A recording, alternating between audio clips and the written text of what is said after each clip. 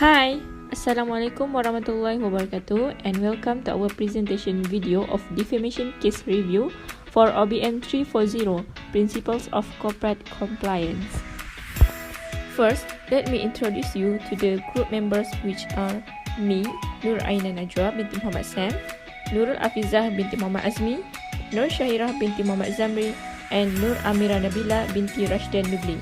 We are from BA1185A.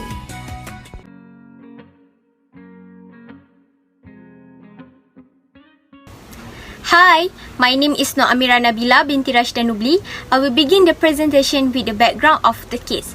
So the case that we have chosen was a defamation suit involving Teresa seputi Member of Parliament brought against Syarhan Humazi on February 4, 2019.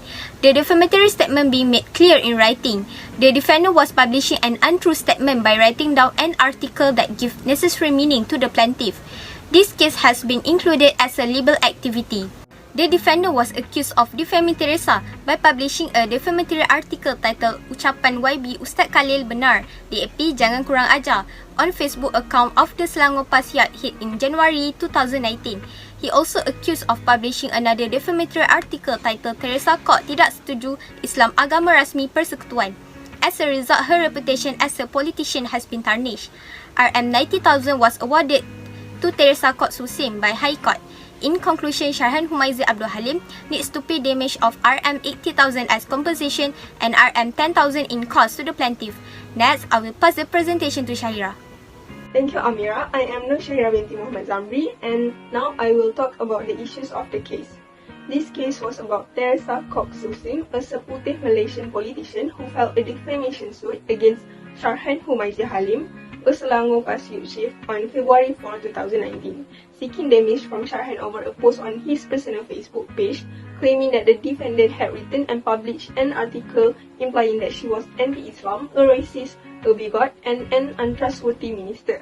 Teresa argued that the post was devoid of fact, vexatious, extremely negligent, and spiteful, and that it was intended to undermine her public reputation. Syarhan said in his statement of defences submitted on March 29, 2019 that the first article he wrote was founded on facts and justified political reactions to the AP, and that it did not defame the plaintiff. Syarhan also stated that he did not write the second article and that it had nothing to do with Teresa Kok. And that is it. We will continue with the court decision, which will be presented by Amira.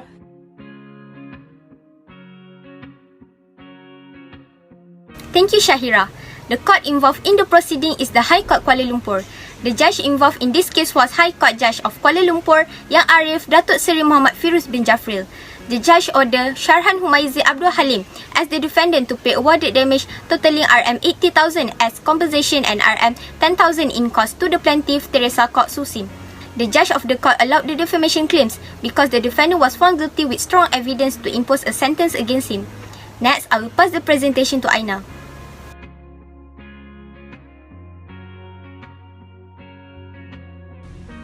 Hi, Assalamualaikum warahmatullahi wabarakatuh. My name is Nur Aina Najwa binti Mohamad Sam from BA1185A. First of all, I will explain about the facts of case, which are the plaintiff and the defendant. Plaintiff is defined as the party who brings a legal case against someone in a court of law. The plaintiff in this case is YB Puan Teresa Kok Suhib, who is Malaysian politician under Democratic Action Party DAP and which is now known as Pakatan Harapan. Besides, she is a parliament member of Seputi since November 1999. Teresa Kok filed a case against the defendants regarding his defamation article towards her on February 4, 2019. The case was open, ongoing for almost a year, and she won the case on February 24, 2020. Second, the defendant. The meaning of defendant is the party that has been sued of a crime by the plaintiff. In this case, the defendant is the Selangor Pasiat chief, Syarhan Humazi Abdul Halim. He had been found and compensated the plaintiff amounted to 80,000 ringgit.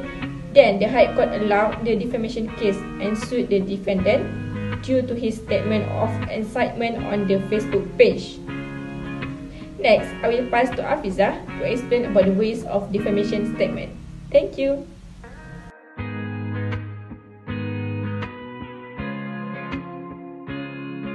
Thank you, Aina. Assalamualaikum and hi, this is Afidzah binti Azmi presenting about the ways of defamatory statements being made in this case. How did the defendant make defamatory statements to the plaintiff? The answer is by writing. According to the case, Syarhan Humazi Abdul Halim, the defendant, wrote 2 articles and posted them on his Facebook site. Defamatory statement being made by writing, meaning that the defendant publishing untrue statements by writing them down or printing on a surface by producing words, letters or numbers that give necessary information or meaning. In the news article, it was said the defendant produced the articles on 12 and 19 January 2019 were titled Ucapan Wabi Ustaz Kala Benar, DAP Jangan Kurang Ajar and Teresa Tidak Setuju Islam Agama Rasmi Persekutuan with defamatory information referring to the plaintiff. The judge, YA Datuk Seri Muhammad Firuz, said that the articles had been read and received feedback from social media users. The published articles by the defendant were permanent on social sites and still can be accessed anytime by searching truly, even if the defendant had deleted his original production. At the end, this type of defamation brings undesirable consequences and bad implications experienced by the plaintiff Teresa in terms of a job as a politician.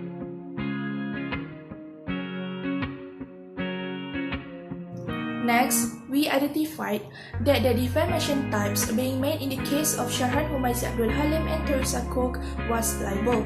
Firstly, what is libel? According to Oxford Language Dictionary, in terms of law, libel was defined as publishing false statements that can damage a person's reputation in a written form, whether it is printed or on the internet. In this case, the defendant accused the plaintiff as an anti-Islam, racist, dishonest minister, and bigot. These statements made by the defendant were defamatory and were posted or written through social media. The defendant allegedly defamed the plaintiff against Jawi writing on road signs and support a beer festival as a way to provoke Muslim people and give them reasons to hate the plaintiff. The plaintiff claimed that the statements made by the defendant were damaging her reputation and were untrue. After considering the case, the judge said that the freedom of speech does not go beyond what is allowed under the Law of Sedition Act, and the defendant was proved to defame the plaintiff due to his incitement of statements. The plaintiff was then being awarded a fair amount of 80,000 ringgit to cover her reputation and 10,000 ringgit for her costs, and it was not intended to punish the defendant. Therefore, it is non-deniable that the types of the case was libel due to the method of defamation being expressed by the defendant. Now, I am passing the presentation to Syahirah for the conclusion.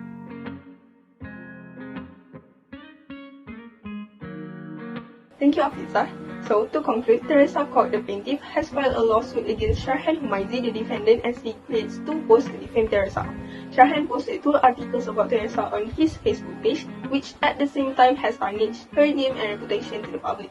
He describes Teresa as dishonest and racist, which was libel. In the end, Teresa wins the defamation claim and Syarhan is ordered to pay RM10,000 in cost to the plaintiff and RM80,000 in compensation. This followed the ruling of High Court Judge YA Datuk Seri Muhammad Firuz, who approved the defamation allegations made by Teresa as a plaintiff against Syarhan as the defendant on February 4, 2019.